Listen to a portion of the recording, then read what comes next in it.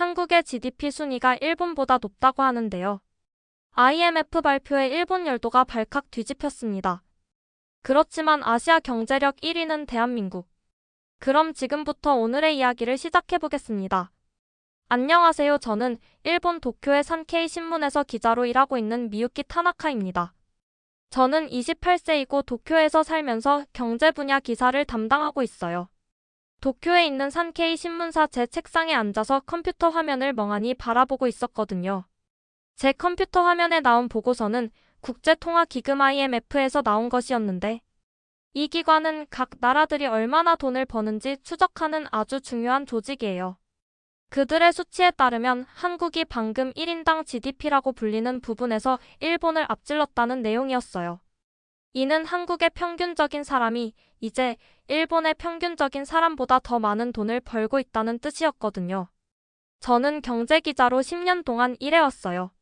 하지만 이 뉴스는 정말로 사실인지 믿을 수 없어서 저를 완전히 화나게 만들었어요.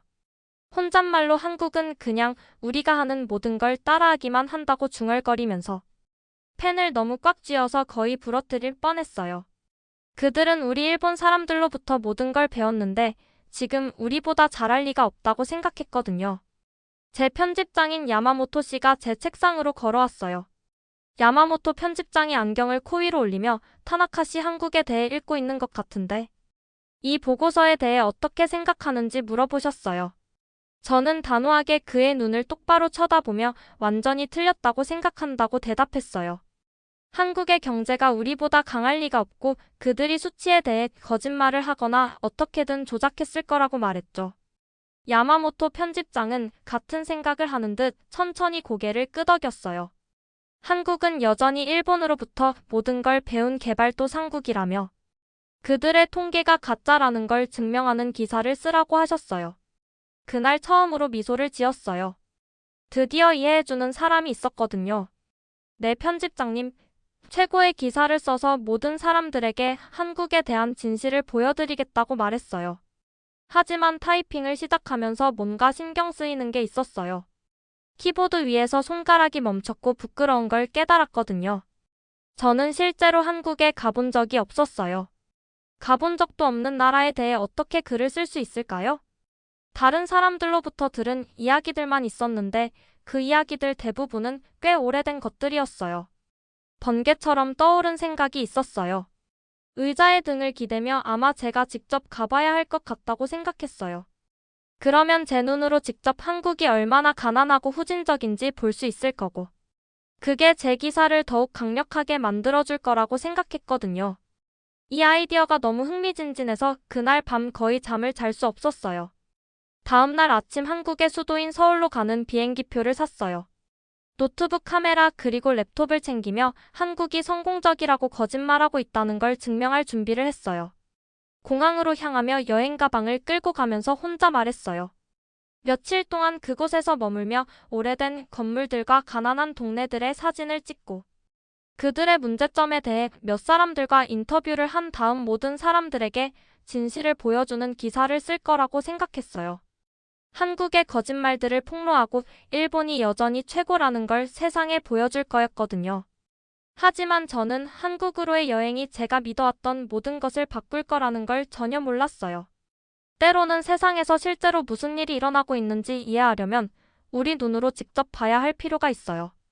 서울 인천공항에 제 비행기가 착륙했을 때 제 눈을 믿을 수가 없었어요. 가난한 나라들에 있을 거라고 상상했던 낡고 초라한 공항을 보게 될 거라고 예상했거든요. 대신에 제가 지금까지 본 것 중 가장 아름답고 현대적인 공항 중 하나를 걸어 다니고 있었어요. 천장이 제 위로 너무 높게 뻗어 있어서 그 아래에서 제가 작게 느껴졌어요. 모든 것이 너무 깨끗해서 밝은 조명 아래에서 반짝반짝 빛나고 있었어요. 제 뒤로 여행 가방을 끌고 걸어가면서 로봇들이 돌아다니며 실제로 사람들의 짐을 도와주는 걸 봤어요. 한 로봇이 나이든 남성을 그의 게이트로 안내하는 모습을 멈춰 서서 쳐다봤어요. 곳곳에 있는 전자 표시판들이 한국어, 영어, 일본어, 중국어로 정보를 보여주고 있었어요. 상점들은 고급스럽고 비싸 보였는데 한국 전통 물건부터 최신 기술 제품까지 모든 걸 팔고 있었어요. 한 상점을 들여다보니 일본에서 우리가 가지고 있는 것보다 더 새로워 보이는 스마트폰들을 봤어요. 공항을 걸어 다니며 고개를 흔들면서 이건 그냥 보여주기 위한 거일 거라고 혼잣말했어요. 아마 저 같은 방문객들을 속이기 위해 공항을 좋게 보이도록 모든 돈을 쓴 거라고 생각했어요. 하지만 제 놀라움은 이제 시작에 불과했어요. 공무원들이 여권을 확인하는 출입국 관리소 줄에 섰을 때 제 턱이 떨어질 만한 걸 봤거든요. 한국 출입국 관리 공무원이 첨단 기계로 제 여권을 스캔했는데 몇 초 안에 제 정보가 그의 컴퓨터 화면에 나타났어요. 그 과정이 일본을 포함해 제가 다른 대부분의 나라에서 경험했던 것보다 더 빠르고 부드러웠어요. 그 공무원이 진심 어린 미소를 지으며 완벽한 영어로 한국에 오신 걸 환영한다며 머물면서 즐거운 시간 보내시길 바란다고 말했어요. 모든 게 얼마나 효율적인지 여전히 혼란스러워하면서 감사하다고 중얼거렸어요. 공항 철도를 타고 시내로 들어가면서 호기심 많은 아이처럼 창문에 얼굴을 붙이고 있었어요. 제가 본 것이 저를 더욱 혼란스럽게 만들었어요. 건물들은 높고 현대적이었는데 햇빛을 받아서 거울처럼 다시 반사시키는 유리 표면들이 있었어요. 도로는 넓고 완벽하게 관리되어 있었고 새롭고 비싸 보이는 자동차들이 부드럽게 달리고 있었어요. 서울역에 도착했을 때 또다시 놀랐어요. 지하철 시스템이 믿을 수 없을 정도로 조직적이고 깨끗했어요. 도쿄 지하철보다 더 깨끗하다는 걸 인정해야 했지만 그것에 대해 너무 많이 생각하고 싶지는 않았어요. 디지털 디스플레이가 다음 기차가 언제 도착할지 초 단위까지 정확히 보여줬어요. 역에는 도쿄에 있는 제 아파트의 인터넷보다 빠르게 작동하는 무료 와이파이가 있었어요. 제가 보고 있는 것을 이해하려고 노력하면서 아마 서울은 그냥 하나의 좋은 도시일 거라고 생각했어요. 하지만 나머지 나라는 다를 거라고 말이에요. 호텔 근처 동네를 돌아다니며 탐험해보기로 했어요. 발이 피곤해져서 물과 간식을 사려고 편의점에 들어갔어요. 계산대에 가서 계산원을 찾아보았는데 없었어요. 대신에 고객들이 직접 물건을 스캔하고 결제할 수 있는 기계가 있었어요. 한국 10대가 그걸 쉽게 사용하는 걸 봤는데 음료와 간식을 스캔한 다음 휴대폰으로 결제했어요. 그 기술은 완벽하게 작동했고 일본에서 본 비슷한 시스템들보다도 더 발전되어 있었어요. 좀 긴장하면서 제가 직접 해봤어요. 기계가 각 단계를 안내하며 명확한 영어로 말해줬어요. 1분 안에 물값을 지불하고 영수증을 들고 상점을 나서면서 어떻게 이런 게 가능한지 궁금해했어요. 그날 저녁 호텔에서 침대에 앉아 휴대폰으로 찍은 사진들을 스크롤하고 있었어요.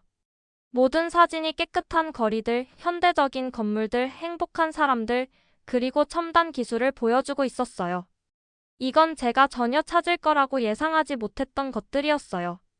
제 옆에 완전히 비어있는 노트북이 펼쳐져 있었어요. 한국의 문제점들에 대한 메모들로 채울 계획이었는데 지금까지 아무것도 찾지 못했거든요. 탁 소리를 내며 노트북을 닫으면서 내일은 가난한 지역들에 가보겠다고 결심했어요. 모든 나라에는 사람들이 어려움을 겪는 가난한 동네들이 있고 거기서 진짜 한국을 찾을 거라고 생각했어요. 하지만 마음 깊은 곳에서 작은 목소리가 불편한 질문들을 하기 시작했어요. 만약 제가 한국에 대해 처음부터 틀렸다면 어떨까요? 만약 일본에서 사람들이 제게 말해준 것들이 더 이상 정확하지 않다면 어떨까요? 만약 한국이 정말로 변했다면 어떨까요? 양치질을 하고 잠자리에 들 준비를 하면서 이런 생각들을 밀어내려고 했지만 그것들은 해안에 부딪히는 파도처럼 계속 돌아왔어요. 내일은 이 나라에 대해 그리고 어쩌면 저 자신에 대해 제가 알고 있다고 생각했던 모든 것에 도전하는 더 많은 놀라움들을 가져올 거였어요. 다음 날 아침 저는 사명감을 가지고 일어났어요. 밤새 뒤척이며 어제 본 것들이 그냥 운 좋은 우연의 일치라고 스스로를 설득하려고 했거든요. 재킷을 입으면서 오늘은 한국의 가장 큰 회사들 몇 곳을 방문해 보겠다고 결심했어요.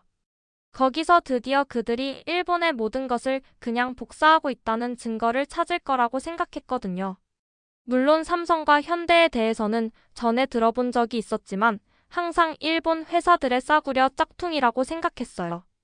이 회사들이 실제로 어떤 곳인지 직접 보고 싶었는데 낡은 공장들과 훔친 아이디어들을 찾을 수 있을 거라고 기대했어요. 첫 번째 목적지는 컴퓨터 메모리 칩을 만드는 SK 하이닉스라는 회사였어요. 택시가 그들의 본사 앞에 멈췄을 때 제 입이 벌어졌어요. 그 건물은 마치 공상과학 영화에서 나온 것 같았는데 모든 게 유리와 강철로 되어 있어서 하늘을 향해 뻗어 있었어요. 도쿄에서 본 어떤 것보다도 더 미래적이었어요. 안에서 박 씨라는 매니저를 만났는데 완벽한 영어를 구사하고 깔끔한 정장을 입고 있었어요. 태안경 뒤로 친절한 눈빛을 가지고 있었고 저를 안내해주는 것에 대해 진심으로 흥미진진해하는 것 같았어요. 그가 제 손을 단단히 잡으며 SK 하이닉스에 오신 걸 환영한다고 했어요. 일본에서 온 기자라고 들었는데 저희를 방문해주셔서 영광이라고 말했어요. 그들의 연구시설을 둘러보면서 마치 미래로 발을 들여놓는 것 같은 기분이었어요.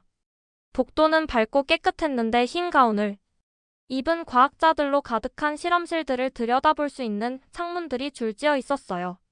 그들은 현미경 위로 몸을 구부리고 조용히 윙윙거리는 기계들과 함께 작업하면서 기술의 작은 기적들을 만들어내고 있었어요. 박 씨가 자랑스러운 목소리로 저희는 수익의 30% 이상을 연구개발에 투자한다고 설명했어요. 항상 아무도 이전에 만들어내지 못한 새로운 기술들을 발명하려고 노력하고 있다고 했어요.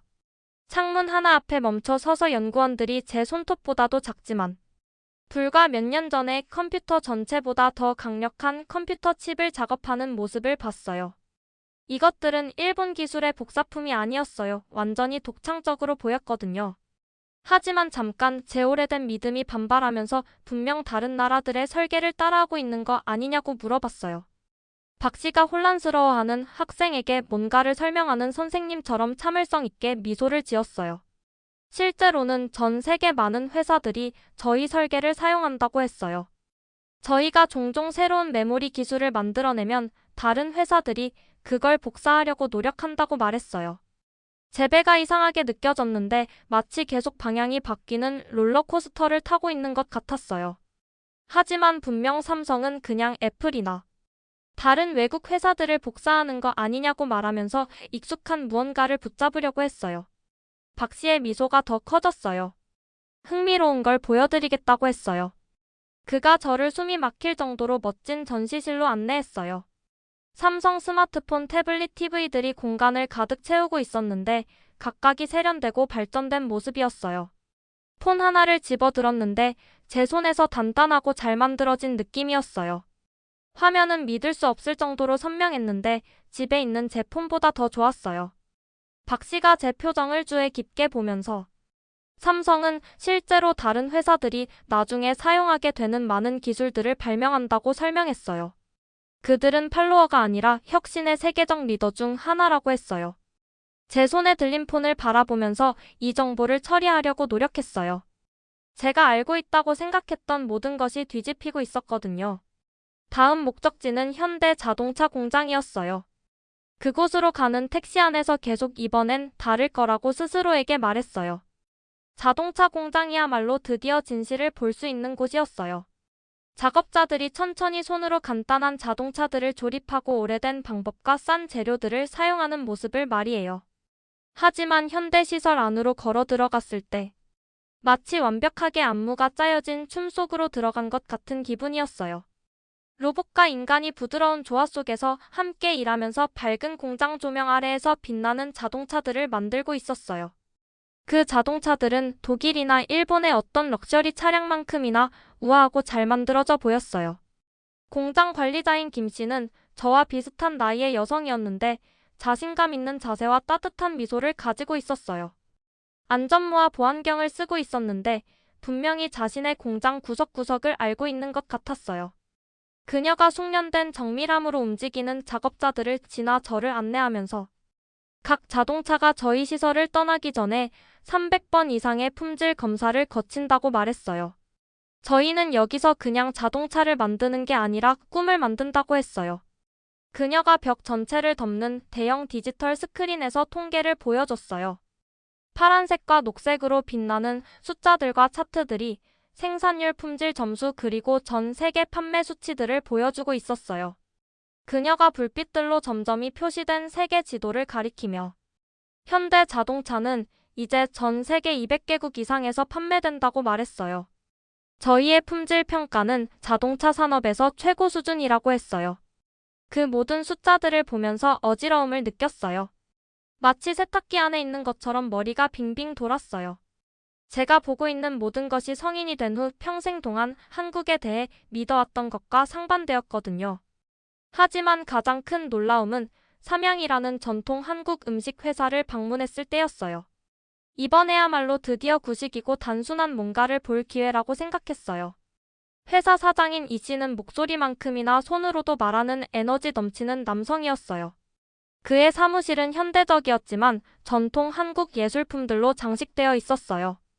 그가 상과 인증서들로 덮인 벽을 향해 손짓을 하며 전통 음식 회사들이 구식일 거라고 생각할 수도 있지만 저희 불닭 매운 라면은 특히 소셜미디어를 통해 전 세계 젊은이들 사이에서 인기를 끌면서 글로벌 현상이 되었다고 말했어요. 그가 태블릿을 꺼내서 혼란스러워하면서도 웃게 만드는 영상들을 보여줬어요. 미국, 유럽, 심지어 일본 사람들까지 인터넷에서 한국 라면으로 매운 라면 챌린지를 하고 있었어요. 라면을 먹으면서 얼굴이 빨갛게 되었지만 행복하고 신나 보였어요. 이 씨가 더 많은 영상들을 스크롤하면서 한국 음식은 더 이상 한국에서만 인기 있는 게 아니라고 계속 말했어요. 어디서나 인기를 끌고 있고 한국 바베큐 레스토랑이 전 세계 모든 주요 도시에서 문을 열고 있다고 했어요. 어떻게 이런 일이 일어났는지 물어봤는데 제 목소리가 바뀐 걸 깨달았어요. 더 이상 그에게 도전하는 게 아니라 진정으로 궁금해하고 있었거든요. 이 씨가 의자에 몸을 앞으로 기울이며 한국인들은 매우 적응력이 뛰어나다고 설명했어요. 전통적인 것들을 가져와서 현대적으로 만들고 글로벌 트렌드를 가져와서 저희만의 한국적 터치를 더한다고 했어요. 어려울 때도 항상 기꺼이 변화하고 개선하려고 한다고 말했어요. 그날 저녁 도쿄의 대부분 카페들보다 더 스타일리시하고 편안한 서울의 한 카페에 앉아 있었어요. 커피는 훌륭했고 와이파이는 집에 있는 것보다 빨랐으며 분위기는 저를 창의적이고 영감을 받은 기분으로 만들어줬어요. 노트북을 열고 실제로 무슨 일이 일어나고 있는지 이해하려고 결심하며 조사를 시작했어요. 제가 찾아낸 것들은 마치 지난 10년 동안 동굴에서 살고 있었던 것 같은 기분이 들게 했어요. 한국은 국가 예산에서 교육과 연구에 투자하는 비율이 세계 거의 모든 나라보다 높았어요. 한국 학생들은 국제 수학과 과학 시험에서 지속적으로 최고 점수를 받고 있었어요. 한국의 인터넷 속도는 세계에서 가장 빨랐어요. 한국 영화와 음악이 국제적인 상을 받고 전 세계적으로 수백만 명의 팬을 얻고 있었어요. 노트북 화면을 바라보며 큰 소리로 어떻게 이런 걸 하나도 몰랐을까 궁금해했어요. 옆 테이블에 있던 젊은 한국 여성이 저를 보고 미소를 지었어요. 영어로 괜찮냐고 물으면서 놀란 것 같다고 했어요. 놀랐다고 인정했어요. 당신 나라에 대해 전에 몰랐던 것들을 배우고 있다고 말했어요. 그녀가 알고 있다는 듯이 고개를 끄덕였어요. 많은 사람들이 한국이 얼마나 변했는지 깨닫지 못한다고 했어요. 심지어 저희 한국인들도 때때로 여기서 모든 것이 얼마나 빨리 움직이는지 놀란다고 말했어요. 저는 오래된 자료들과 저처럼 실제로 최근에 한국을 방문해 본 적이 없는 사람들로부터 정보를 얻고 있었다는 걸 깨달았어요. 제가 발견하고 있는 한국은 제가 상상했던 한국과 완전히 달랐어요. 마치 실제 모습이 아름답고 새로운 뭔가로 성장하고 변화하는 동안 저는 오래된 사진을 보고 있었던 것 같았어요. 서울에 도착한 후 처음으로 한국 경제에 대한 IMF 통계가 실제로 맞을 수도 있다고 생각하기 시작했어요. 어쩌면 제가 모든 것에 대해 틀렸을 수도 있다고 말이에요. 서울에서의 네 번째 날 무슨 일이 일어나고 있는지 이해할 수 있도록 도와줄 진짜 전문가들과 이야기해야 한다는 걸 알았어요. 제가 본 모든 것들 때문에 머리가 여전히 빙빙 돌고 있었고 절반의 퍼즐 조각이 없어진 상태에서 퍼즐을 맞추려고 하는 것 같은 기분이었어요. 2명의 매우 중요한 사람들과 인터뷰를 약속 잡았는데 서울대학교의 강지연 교수님과 삼성 일본 사무소의 대표인 이토 히데키 씨였어요. 강 교수님을 먼저 만나기로 했어요. 택시가 서울대학교 정문을 통과할 때 캠퍼스가 얼마나 아름답고 현대적으로 보이는지 감명받았어요.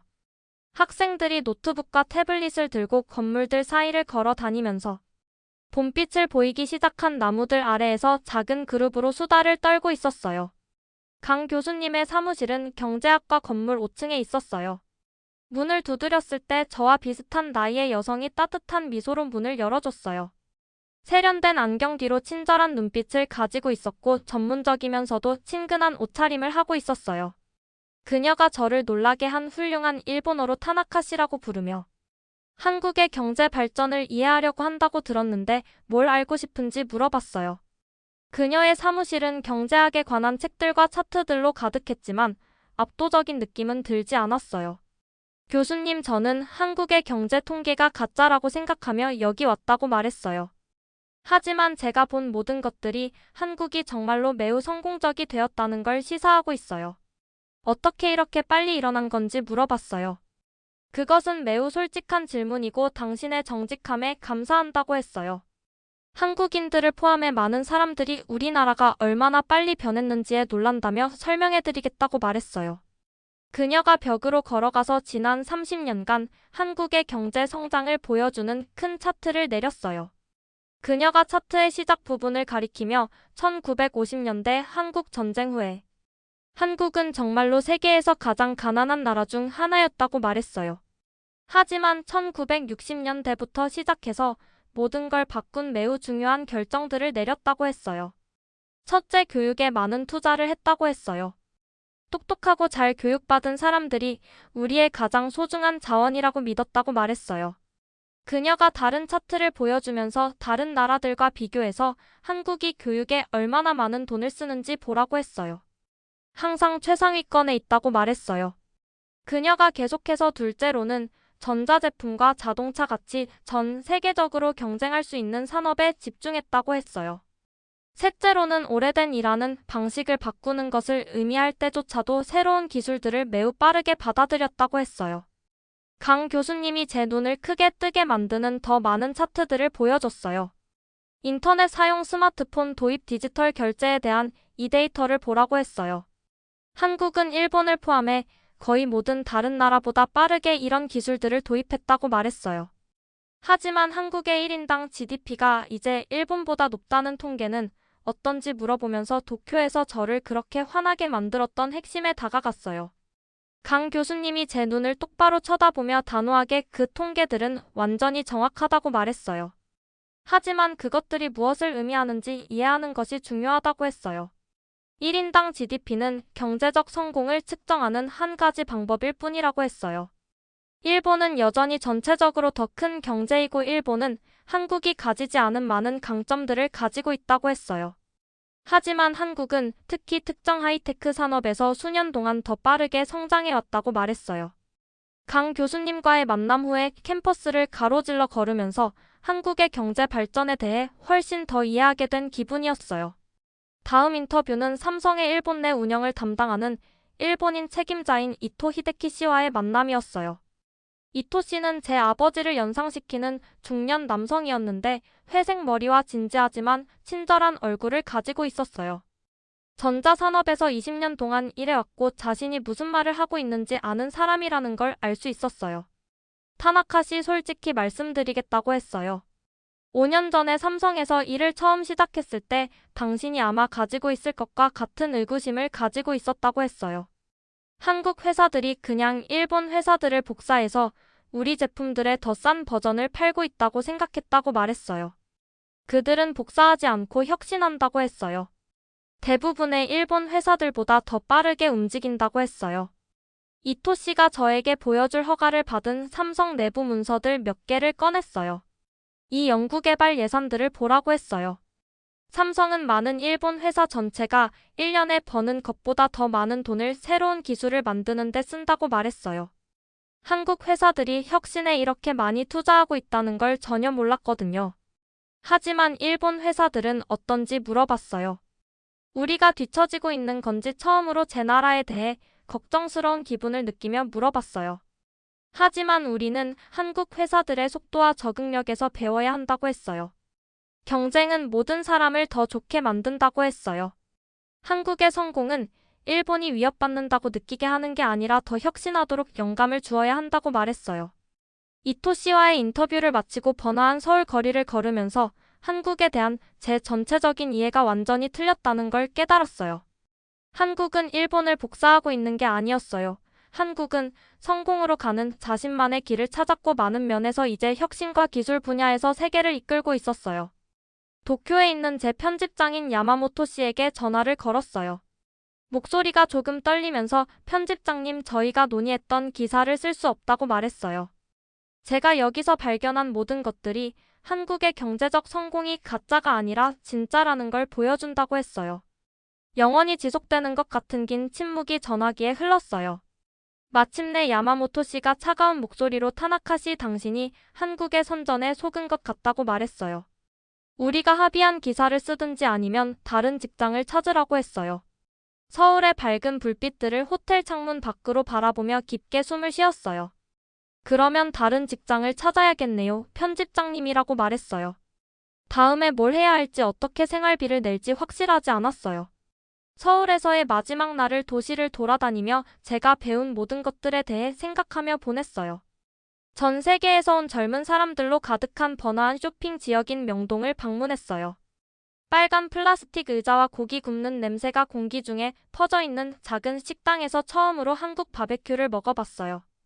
음식은 정말 맛있었고 식당은 다양한 나라에서 온 사람들로 가득했는데 모두 함께 한국 요리를 즐기고 부드럽고 맛있는 소고기를 먹으면서 한국은 일본과 경쟁하려고 하는 게 아니라는 걸 깨달았어요. 한국은 그냥 한국다운 모습을 보여주고 있고 세상이 그걸 좋아하고 있다는 걸 말이에요. 일본으로 돌아와서 제 작은 아파트에 앉아 2주 동안 제 미래에 대해 생각했어요. 한국 여행에 대한 첫 번째 독립 기사를 썼어요. 제목을 한국의 혁신 성공에서 일본이 배울 수 있는 것이라고 했어요. 한국의 교육과 기술에 대한 투자, 비즈니스에서의 빠른 의사결정, 그리고 전통 문화를 현대적으로 적응시키는 능력에 대해 썼어요. 가장 어려운 부분은 제 자신의 실수에 대해 쓰는 것이었어요. 키보드 위에서 손가락이 망설이면서 저는 편견과 추측을 가지고 한국에 갔다고 썼어요. 가본 적도 없는 나라에 대한 진실을 안다고 생각했다고 했어요. 많은 일본 신문들이 제 기사 게재를 거부했어요. 하지만 마침내 아시아 비즈니스 위클리라는 진보적인 잡지가 게재에 동의했어요. 완전히 놀랍게도 그 기사가 매우 인기를 끌었어요. 기사를 읽고 한국 회사들과 방법들에 대해 질문하고 싶어하는 일본 사업가들의 전화가 오기 시작했어요. 일부는 더 많이 배우기 위해 직접 한국 여행을 계획하기 시작했어요. 몇 달 후 서울대학교의 강 교수님이 한국과 일본 경제관계에 대한 국제회의에서 연설을 해달라고 초대해 주셨어요. 연단에 서서 양국의 교수들, 사업가들, 정부 관리들로 이루어진 청중을 바라보면서 무릎은 떨리지만 마음은 자부심으로 가득했어요. 말할 때마다 목소리가 강해지면서 6개월 전에 저는 그 나라를 방문해 본 적도 없으면서 한국에 대해 모든 걸 안다고 생각하는 기자였다고 연설을 시작했어요. 한국에서 본 혁신들에 대해 이야기했지만 일본의 강점들과 양국이 서로에게서 배울 수 있는 것들에 대해서도 말했어요. 그것은 양국 모두가 더 나아질 수 있다는 뜻일 수 있다고 했어요. 사업 경영진들은 한국 시장에 대한 조언을 원했어요. 학생들은 한국에서 공부할 기회에 대해 물어봤어요. 심지어 일부 정부 관리들도 한국-일본 관계에 대한 제 관점에 관심을 보였어요. 삼성의 이토 씨가 청중석에 있었어요. 연설 후에 제가 뭔가를 해냈을 때 자랑스러워하는 아버지를 연상시키는 큰 미소를 지으며 저에게 다가왔어요. 그가 타나카 씨 한국과 일본 비즈니스 관계에 대한 정기 칼럼을 쓰는데 관심이 있는지 물어봤어요. 양국을 명확하게 보고 그들 사이에 다리를 놓는데 도움을 줄 수 있는 당신 같은 사람들이 더 필요하다고 말했어요. 그 다음 해 동안 저는 일본의 최고 한국 경제 및 비즈니스 전문가 중 한 명으로 알려지게 되었어요. 서울과 도쿄를 오가며 기사를 쓰고 연설을 하고 일본과 한국 회사들이 서로를 더 잘 이해할 수 있도록 도와줬어요. 각 여행마다 새로운 것을 배웠어요. 이제는 진정으로 의미 있다고 생각하는 일을 하고 있었어요. 다른 나라 사람들이 서로를 이해하고 배울 수 있도록 돕는 일 말이에요. 제가 배운 가장 중요한 것은 한국의 경제나 일본의 비즈니스 관행에 대한 게 아니라는 걸 깨달았어요. 가장 중요한 교훈은 저 자신에 대한 것이었어요. 틀렸을 때 기꺼이 인정하고 새로운 사실을 배울 때 마음을 바꾸려는 의지가 약함의 표시가 아니라 지혜와 힘의 표시라는 것이었어요. 계속 글을 쓰면서 다음 서울 여행을 생각하며 미소를 지었어요. 그리고 기사의 마지막 문장을 타이핑하면서 생각했는데 그것이 바로 제가 평생 하고 싶어 하는 종류의 일이었어요.